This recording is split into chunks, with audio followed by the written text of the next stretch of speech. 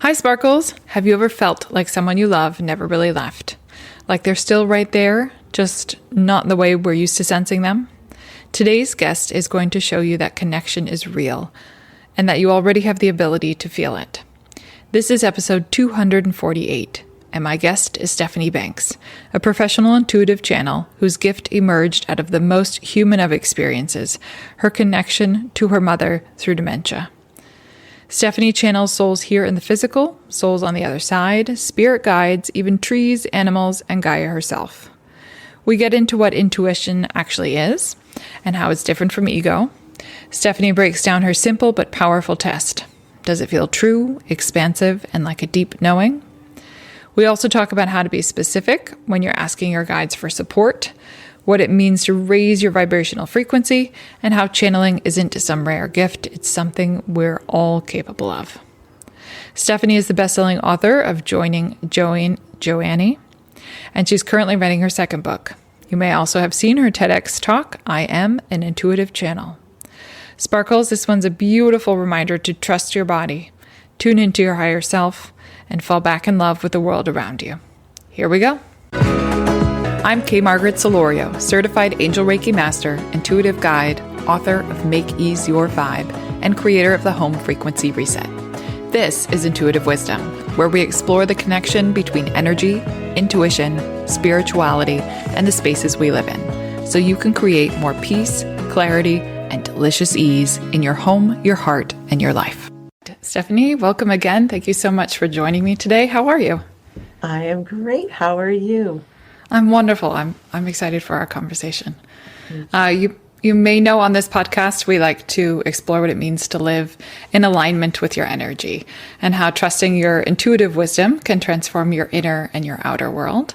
And so I was curious for you if you could share a time with us when your intuition nudged you to do something unexpected. Yes. Okay. Well, my intuition actually led me to becoming a professional intuitive channel. So, it was a big nudge, a nice big old kick. But it came about because I was seeking ways to stay connected to my mother, who had dementia that affected her in her late 40s and early 50s. Oh, wow. And I was pretty desperate to find a way to maximize the time we had in our relationship and find ways to really come to understanding with each other, which dementia was making very difficult. So I reached out to a friend. My intuition said, "Get some help here. Let's go to the soul. Let's sort out what how we can make sense of this, how we can transform this relationship." And I asked my friend to channel my mom. And she was the only person I knew who was able to do such a thing. She showed me how to channel other souls that are here in body, living on the planet. And that was one of the best things my intuition guided me to. It changed our relationship. It changed every relationship. It changed my life, my career, everything. Was your mother then aware that she was being channeled? Like, I need more information. I don't quite understand. Or is it because we have our higher selves and like a piece of us comes down and so we can connect to the greater higher self? So this was channeling her on a soul level. It was not something where I would say to her in her personhood, "Mom, can I channel you?" That would not have made sense to her. She would not have known how to respond to that sort of a question. So only if a soul is willing and comfortable to come through can they be channeled, at least in the way that my friend and now the way that I do it. And my mom's soul was quite eager to come through because she wanted the same thing I did. She wanted an easeful journey, she wanted a loving relationship. She wanted to repair where we had rupture. And that's how we were able to accomplish that on a soul level. That's amazing. So going back to intuition for each of us, when we receive intuitive messages, how do we know if we're making them up? How do we kind of discern what's our intuition? Right. So if we want to break it into like intuition versus the voice of ego, then we can look at it in terms of how they feel in the body. And that's always what I recommend because your body will never lie. It has no incentive to lie. And we can ignore the signals of the body, and most of us have been conditioned to do exactly that. But the body itself will never send you a wrong signal. It will tell you if something feels good and safe to lean into. It will tell you if there's constriction. It will tell you when there's separation. So that's how I like to teach people how to feel into what's coming through. If it feels heavy and constricted and like a warning of sorts, that's not that's not intuitive. That's fear-based, that's ego-based, looking to keep us safe, not to knock the ego, thank goodness for our egos and our personalities. But if it feels true, if it feels expansive, if it feels like you don't even necessarily have the words to explain why it is so, you just know, you just can feel its resonance, that's intuition. That's a beautiful way of describing it. You have a wonderful FAQ section on your website, which I stumbled on, for clients preparing for a session with you. And the first question has to do with being specific in your requests of spirit. So I was curious if you could talk a little bit more about posing questions to your angels and the importance of being specific. Yes. So let's see. I always trust that the person I am having a session with, I always trust that their heart knows what they want to know or need to know. And so sometimes I can feel when they are hesitant to ask for what they need, to ask the specific question of the specific energy or soul or being or entity that they want to hear from. And this comes through, to all of us in the same way it's conditioning. We have been conditioned not to ask for all of what we want, especially if we are identified as a woman, then even more so in many cases. So it's really important to get clarity, to get really clear on what it is that we want, not just for like the manifestation of our desires, but also the communication with our energy team, with the ancestors and loved ones and beings and angels, as you say, that surround us.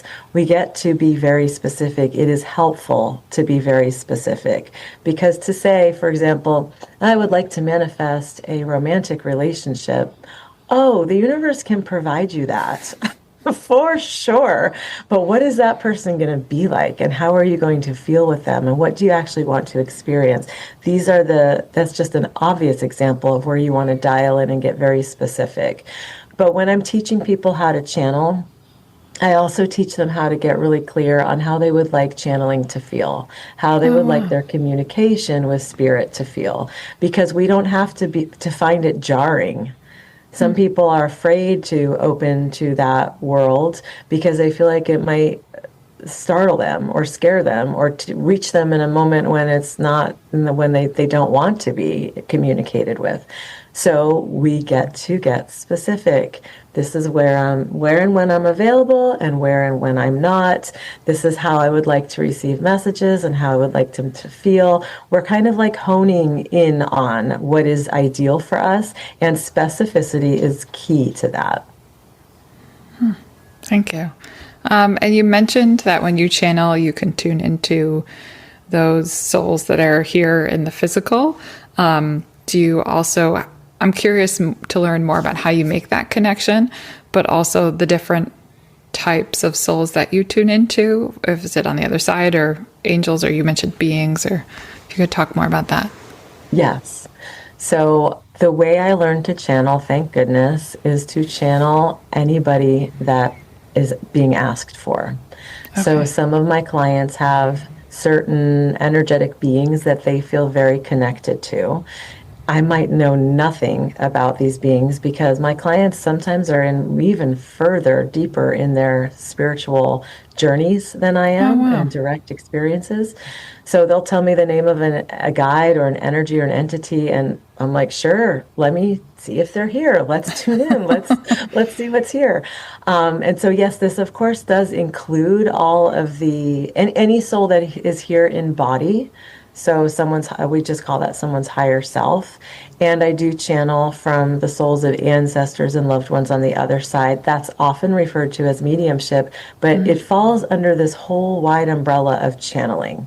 Channeling is just connecting to divine energy, divine wisdom, spirit, as a divine being, right? That's what you are. That's what I am. What I do is not unique. We are all channels.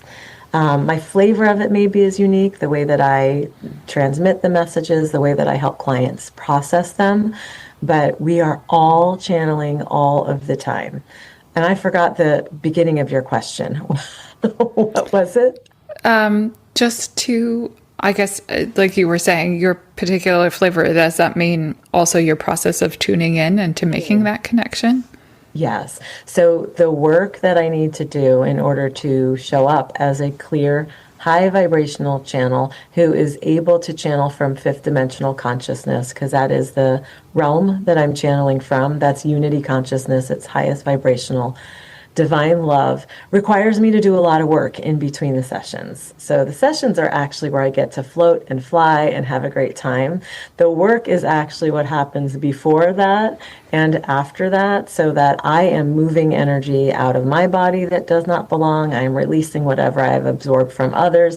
I am loving myself so fully and deeply that I have an incredible self-care and self-love practice that includes compassion and time in nature and dark chocolate and good relationships and beautiful food and gratitude and appreciation and all the ways that we think, how would it be nice to really live fully here on this earth plane? That's what, to me, radical self-care is. And that allows you to then more easily access the fifth dimension or open to that? Absolutely. Because imagine if I felt really crappy about myself, right? Imagine if most of my thoughts were oriented towards anxious or fear-based.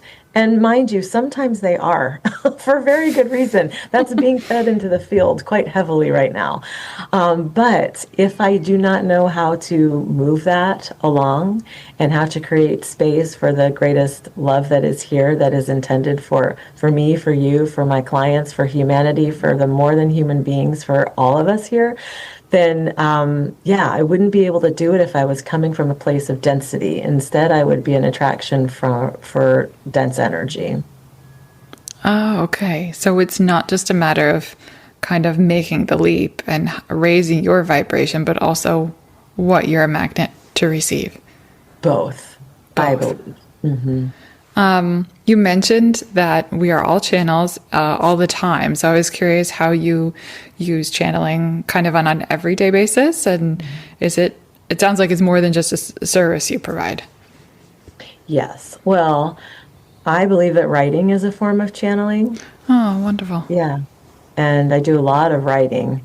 The last book I published was I Feel Channeled. I feel like it was my mom's essence coming through and sharing with me, we must tell others about these things we learn together so that we can save people unnecessary angst in the walk with dementia.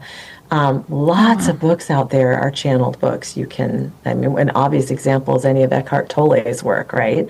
And art is channeling, right? Whenever a human is in flow, that flow is spirit.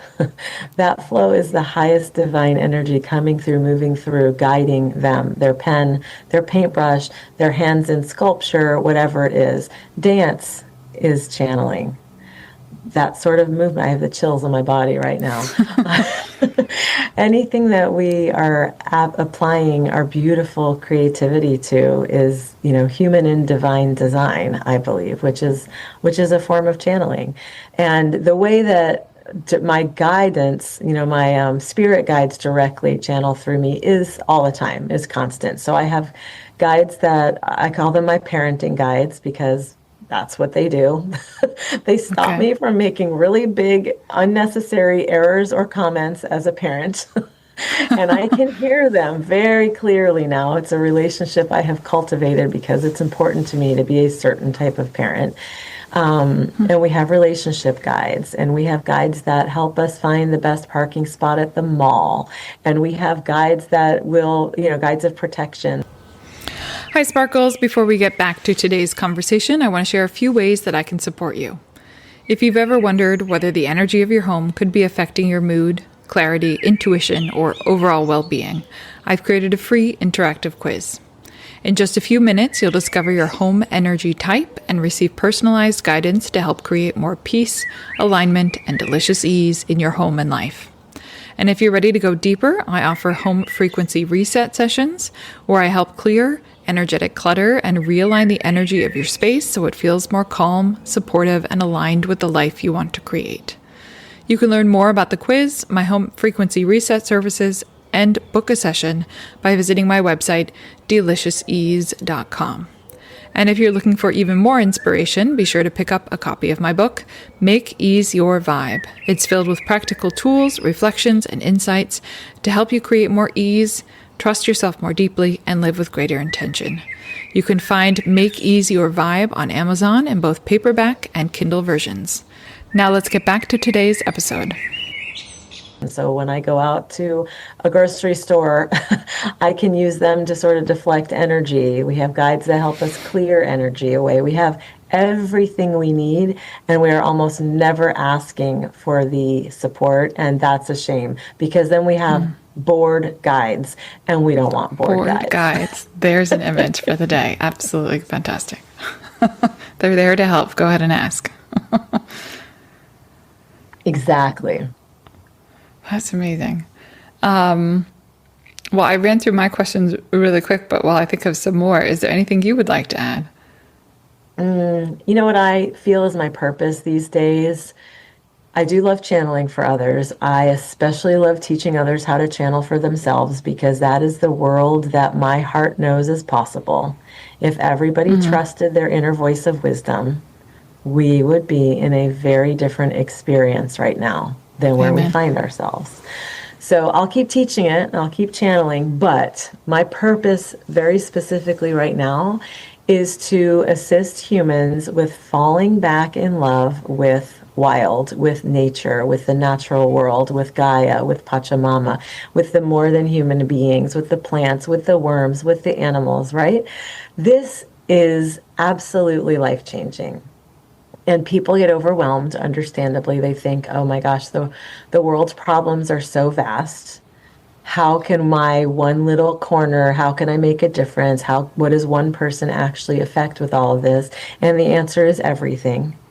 Because we are either adding to the field with fear, or we are adding to the field with love. There isn't really a neutral place here. It's one, either or.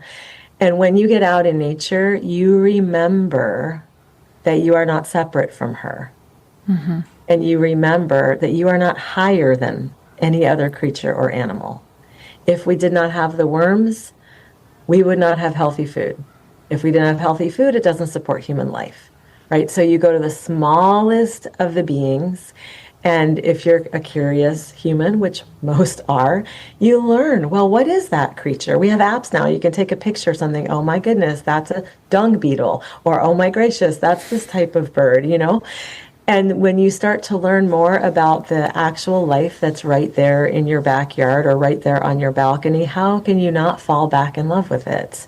And therefore recognize yourself as an important part of this intricate web of life. So my desire is to bring people outside the walls of their home spaces so that we can start tending to our Mother Earth better, with more love, with more care, with more intention and more awareness, and make the repairs that are necessary to make so we can have the sort of world we want to live for future generations.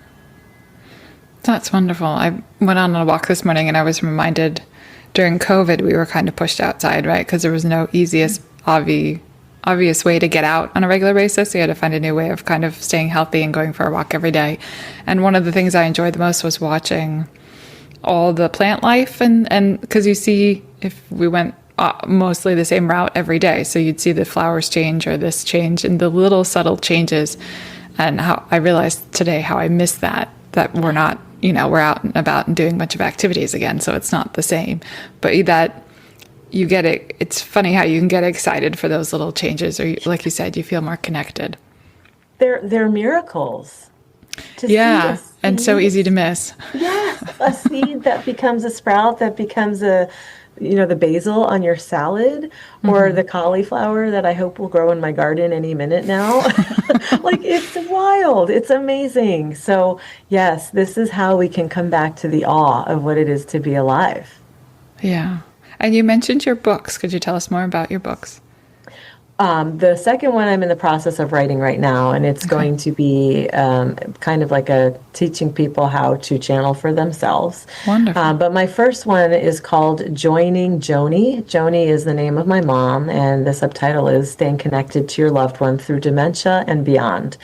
It's not heavy on the spirituality, it's heavy on the pragmatic application of how can you walk connected to your loved one, and a lot of what not to do, because I did all that stuff already. So you don't have to do what not to do. And my mom's soul really helped me to see and understand the importance of just staying as much as I could in her reality, instead of insisting that she continue to join mine.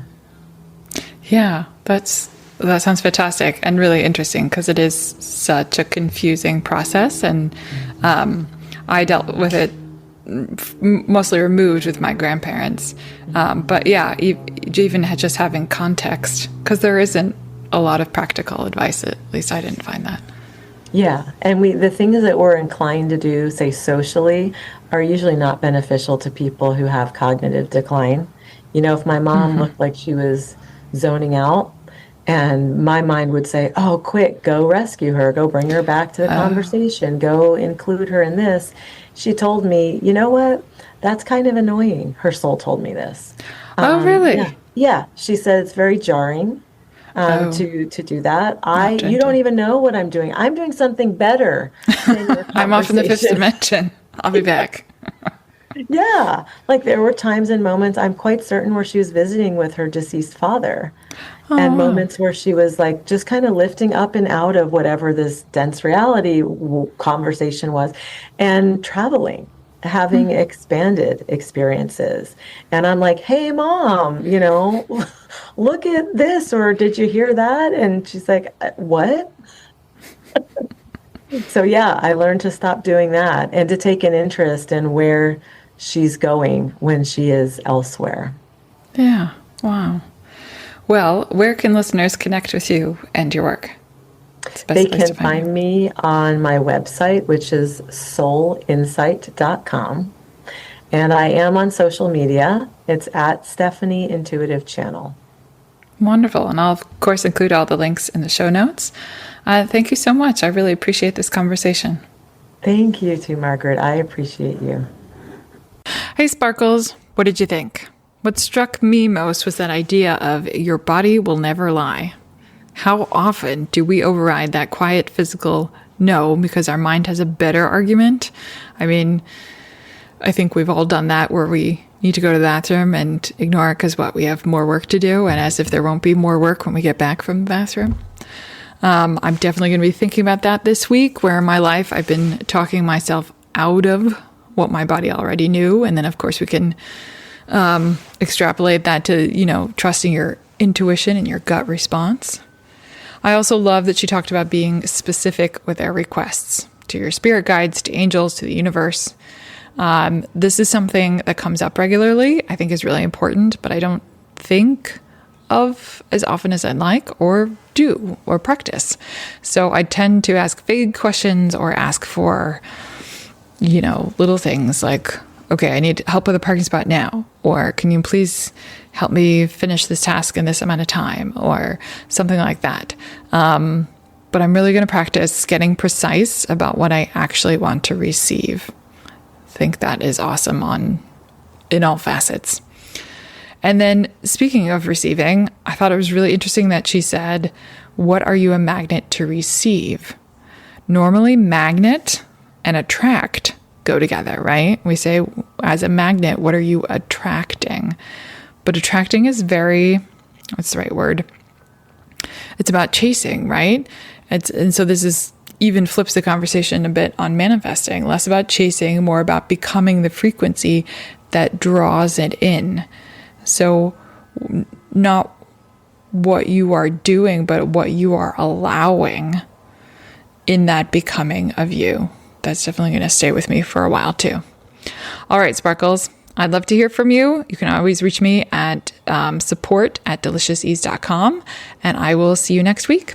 Hi, Sparkles. If today's episode resonated with you, please subscribe, leave a review, and share it with someone who could use a little more peace, clarity, and support. I appreciate your help. To learn more about my home frequency reset services, take the free home energy type quiz, and explore my book, Make Ease Your Vibe, be sure to visit my website, deliciousease.com. That's DELICIOUSEASE.com. And remember, Sparkles, peace is possible, your intuition is trustworthy, and creating a life that feels aligned and supported starts right where you are. All the best, and see you soon.